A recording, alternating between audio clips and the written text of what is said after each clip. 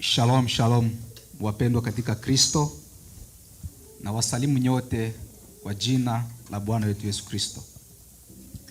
Tunakuja mbele zenu kwa taarifu kuhusiana na mkutano ambao tulio nao mwezi wa kwanza, tariki 2. Tutaanza na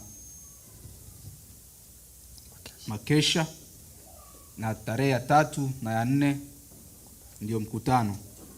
Basi tunawakaribisha nyote tukusanyike pamoja, tule neno la uhai, na wale wote ambao hawajabatizwa tunawakaribisha nyote muje kubatizwa katika ubatizo sahihi, ubatizo kwa jina la Yesu Kristo.